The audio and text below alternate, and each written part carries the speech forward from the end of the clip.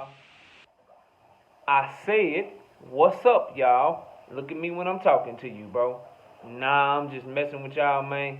This your boy Knockout Boxing 86 TV, and we in here. So check this out, bro. Before we get going on our video, smash the like button, subscribe to the channel if you're new here, share the video, turn on your notifications, and go follow me on Twitter at KOBoxing86TV. If you got a breakdown or a prediction you want me to do for you, knockoutboxing86@yahoo.com is my email address. And don't forget about our live shows, live every Wednesdays and Thursday nights at 7:30 p.m. Central Time, live every Sunday morning with the Singing OG, KQKC Boxing Network, Sunday mornings, 9 a.m. Central Standard Time. But let's go ahead and get it popping. Let's get into our video. And today, Errol Spence Jr. leaked audios. Keith Thurman is now the #1 contender in mandatory in the WBC. Stanionis, the WBA want him to fight Stanionis now. The IBF, Jerome Boosin has done petition to IBF, so he got 3 mandatories, all circling the waters, waiting on their shot. He got the leaked audio, once again proving that Terence Crawford is nothing but a duck. Errol Spence confirmed in this leaked audio, which, by the way, whoever leaked this shit, whoever was recording him on a phone conversation, bro, that is, unless it's him doing the shit and leaking it himself, if anybody else doing that shit without his permission, that is some sucker shit. But let me tell you, I'm glad that y'all did it. I'm glad that everything I thought was confirmed. That audio, man, you go check it out on Money Brown TV. That's where I heard it. Go check it out on Trail Boxing Talk. I heard it there too. I heard a cleaned up, edited version over on Boxing Ego. So it's places you can go to get this recording that I'm talking about. But in that recording, he confirmed that the only fight he wanted was Terence Crawford.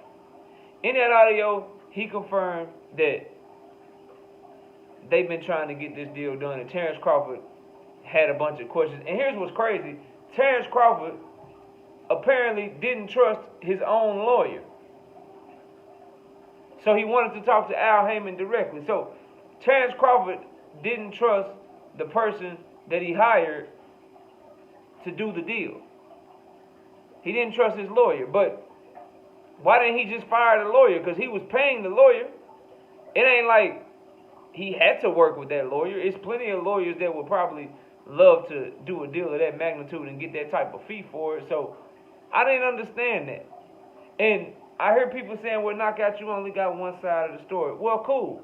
Why ain't Terence Crawford doing nothing? Like, he ain't responding to nothing. He ain't called. When Spence said he was stalling the fight, no response.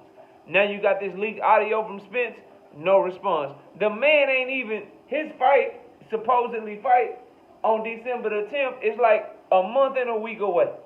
Like 5.5, 6 weeks away. Why he ain't posting shit on his Twitter and on his Instagram promoting this fight? The man done went radio silent, went dark, bro. So I'm sorry. Until he come out and show me that Spence is lying, I'm going to believe Spence, because not only is his nickname the truth, he tell the truth. So if you Terence Crawford, it's just bad out here right now for you, bro. You're looking like a whole duck. You are a duck. And all that we got from Errol Spence's side is that he ain't want to fight nobody but your ass. And that you had all these questions that you probably didn't, that he's saying, I can't, now this we don't know, that he's saying you didn't have for Bob Arum. Questions that we don't know if you had those same questions that got him answered for BLK Prime. Just all of this stuff to hold up the fight. Now, if you Terence Crawford, you can easily combat all of this. You can easily combat all of this. Don't let your fans talk for you. Talk for yourself. Let us know, bro. Listen, this was some bullshit. These are the questions that I had because y'all was trying to do X, Y, and Z to me. Y'all was negotiating on some bullshit. Y'all didn't offer me no guarantees.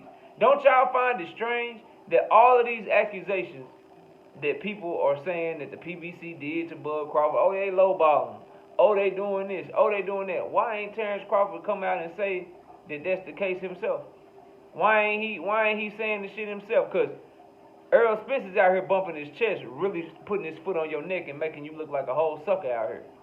and you ain't got nothing to say. So the leaked audio just confirmed what I've been telling y'all and what we already knew, bro. And what I hate to say, because you remember, I've been fair. I thought both of these fighters wanted to fight.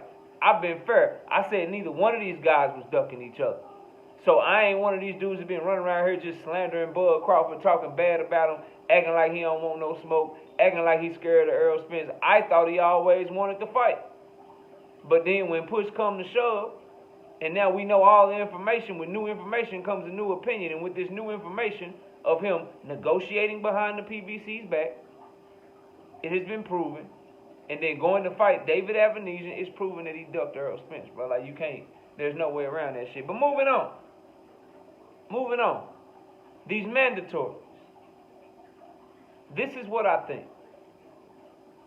The WBC, the WBA, and the IBF, they need to make a decision. Because I'm cool with any of the fights.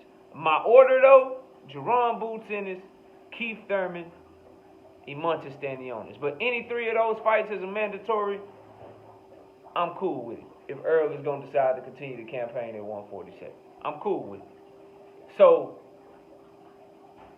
what I would like, though, if it's going to be the WBA, I don't want the WBC and the IBF to then strip him for fighting his WBA mandatory. If it's the WBC, I don't want the WBA and the IBF to strip him for fighting his WBC mandatory. If it's the IBF, I don't want the other two sanctioning bodies to strip him for fighting his mandatory. And let me just say this, bro. I've been saying this, and I'm going to continue to say this. With the Errol Spence, Keith Thurman shit, bro, Earl need to go ahead and fight Keith. He need to go ahead and fight Keith, bro. If that's the best possible option, if that is the fight that is going to make you the most money, and that's the fight that's ordered by the WBC, don't vacate your belt out of pride, and don't miss out on millions and millions of dollars out of your pride, bro. Like, I understand the notion that you didn't give me a shot, so I don't want to give you a shot. It ain't really no place like for that in professional sports, bro. That's why I'm like, yo, Devin, you need to go ahead and fight Loma. Earl need to fight Keith, bro. Like we gotta get, like, at what point do we want boxing to be a sport? Like, at what point as fight fans do we want to hold fighters accountable to, look, bro, I don't care about your feelings. I don't care about you being mad that this person didn't give you a shot. If that's the best possible fight for you and you're going to continue to campaign the same weight class as that person, the best revenge is to beat his ass and get millions and millions of dollars to do it. It's the best revenge. That's what I don't understand about the Charlos as it pertains to Demetrius Andrade. As you can see, very consistent on his stance, bro. Extremely consistent. Because I know I'm right and I know I'm logical with it. So, if that fight presents itself, if the WBC, you know what I'm saying, makes that a mandatory and they say, we're going to strip you if you don't fight Keith Thurman, bro, you got to go ahead and fight Keith. You're going to have to go ahead and swallow your pride, change your mind, come off of that stance you've been on. We know you don't want to fight him, bro. Everybody know that you wanted to fight Terence Crawford, bro. But using Keith Thurman as a tune-up, nothing wrong with that. So in my world, this is what I would have them do. Whichever one do they mandatory first, whether it's the IBF, WBA, WBC, Earl fight that mandatory. Assuming he wins, or the winner of that fight, because all of those guys are they be underdogs against Earl, but they be live dogs. Boots Ennis, that's the closest fight to me. Stanionis and Keith Thurman, I think Earl pretty heavy favorite over them, in my opinion. Just, you know, without studying the film, but just knowing the fighters and watching them fight, but without really digging into it and really putting my mind around who I would pick to win that fight, I think Earl over Keith, Earl over Stanionis, pretty big favorites, but Earl and Boots, much closer fight to me. Still would slightly favor Earl, but Boots is right there. The only thing Earl got on Boots is experience, bro. That's experience and fundamentals. The way that he fights fundamentally sound. But talent, explosion, athleticism, that's Boots, bro. That's Boots. But it's a great fight because Earl is a very good athlete, too. He ain't the athlete that Boots is, but he's a very good athlete, too. And he a dog, and he a technician in there. You know what I'm saying? So that's a close-ass fight to me. But what I would love to have happen, either one of those fights, it's cool for me. And then people are saying they don't want Earl to ever try to do no business with Bud Crawford again. They're saying that they don't want him to ever do business with Bud Crawford again. And I understand that notion, but again, going back to the pride. At the end of the day, bro, that's still a big fight. at the end of the day, that would still be for undisputed, assuming you beat whoever you about to fight next. I would like for him in the PBC to just make Bud one final offer. One final offer to save face, Bud. And just put a deadline on it. Apparently, he had agreed to everything. And he said, I'm going to beat your ass next. I agree. So if I'm them, I send him the deal that he quote unquote say he already agreed to. And you put a 48-hour time limit on it.